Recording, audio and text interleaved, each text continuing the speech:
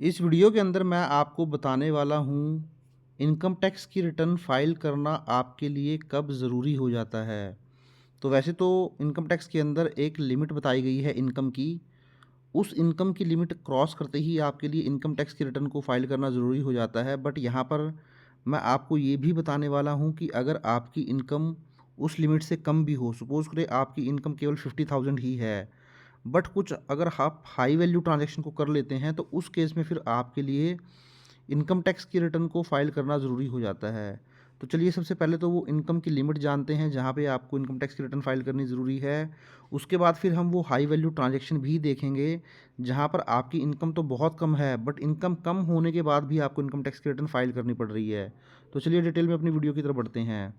तो देखिए सबसे पहले तो मैं आपको बताता हूँ ITR filing is must if your gross total income is more than the basic exemption limit. तो जैसे कि मैंने आपको बताया था, सबसे पहले देखा जाता है कि आपकी इनकम कितनी है।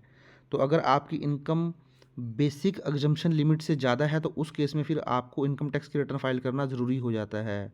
और जब हम यहाँ इनकम की बात करते हैं तो हम बात करते हैं ग्रॉस टोटल इनकम की।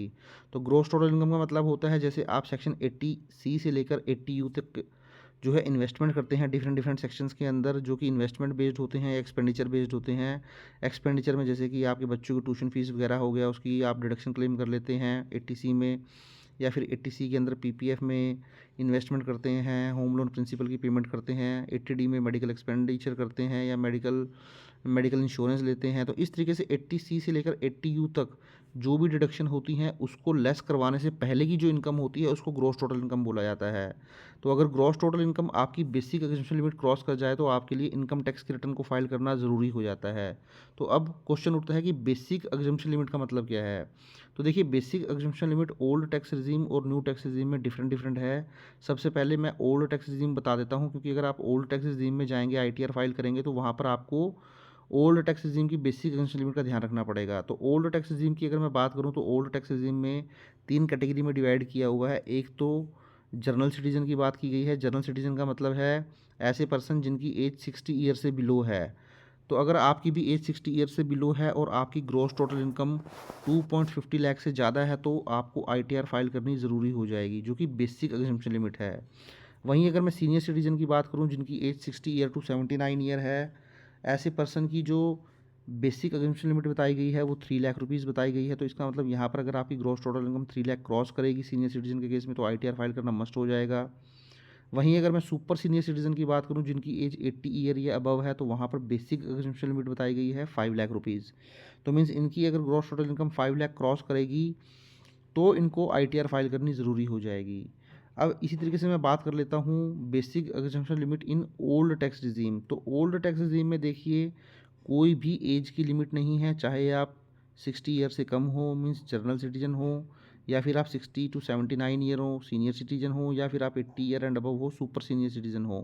केवल एक ही लिमिट बताई गई है बेसिक एग्जम्पशन लिमिट, वो है 3 लाख रुपीज़। तो यहाँ पर अगर आपकी gross total income 3 lakh cross करती है और आप न्यू टैक्स रिजीम में जाते हैं तो आपके लिए इनकम टैक्स की रिटर्न को फाइल करना ज़रूरी हो जाएगा। तो ये तो थी इनकम बेस्ड लिमिट, मींस इस इनकम को क्रॉस करने के बाद आपको ITR फाइल करना ज़रूरी हो जाएगा। अब मैं आपको बताने वाला हूँ वो हाई वैल्यू ट्रांजैक्शन की लिमिट, जहाँ पर आपकी इनकम से कोई लेना देना नहीं है। आपकी इनकम 50,000 हो, 1 लाख हो, 25,000 हो, ये मैं जो इनकम बता रहा हूँ आपको फाइनेंशियल ईयर की बता रहा हूँ, 1 साल की बता रहा हूँ।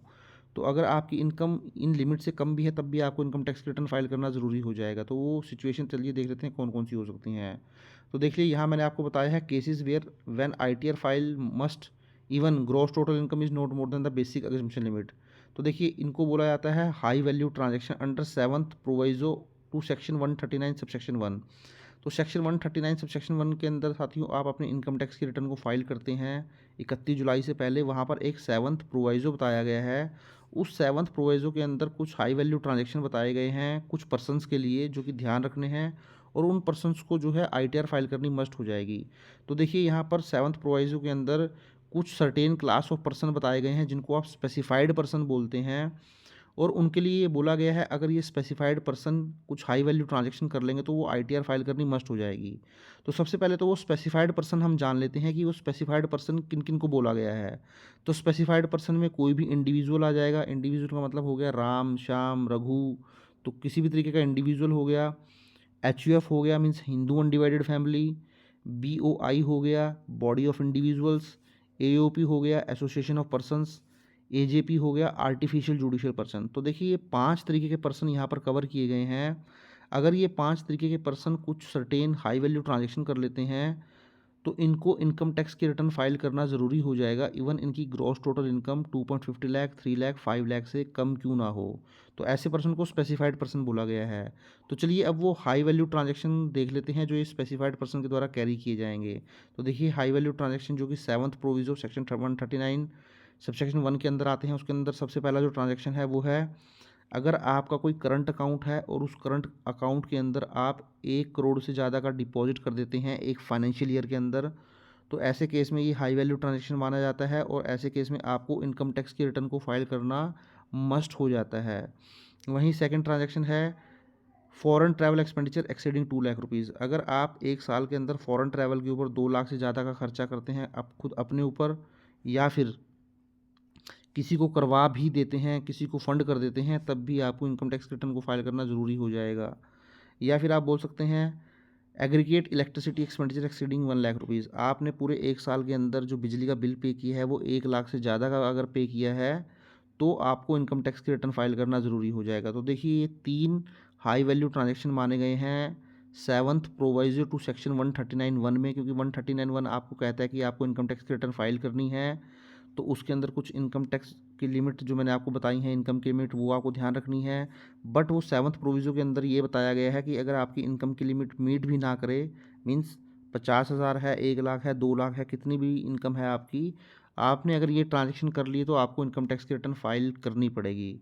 तो साथियों ये था एक इम्पॉर्टेंट वीडियो जिसमें आपको मैंने ये बताया कि आपको इनकम टैक्स की रिटर्न कब फाइल करनी है, अगर आपकी इनकम बेस्ड है या विदाउट इनकम भी आपको कब फाइल करनी है हाई वैल्यू ट्रांजेक्शन के केस में। तो इस वीडियो को ज़्यादा से ज़्यादा शेयर करें अपने क्लिक्स के साथ, अपने फ्रेंड्स के साथ, अपने रिलेटिव के साथ, ताकि उनको भी जो है आइडिया लगे कि ITR फाइलिंग मस्ट कब होती है। और अगर आपने चैनल पर फर्स्ट टाइम विजिट किया है तो चैनल को भी ज़रूर सब्सक्राइब कर लें। Thank you very much, have a nice day, take care.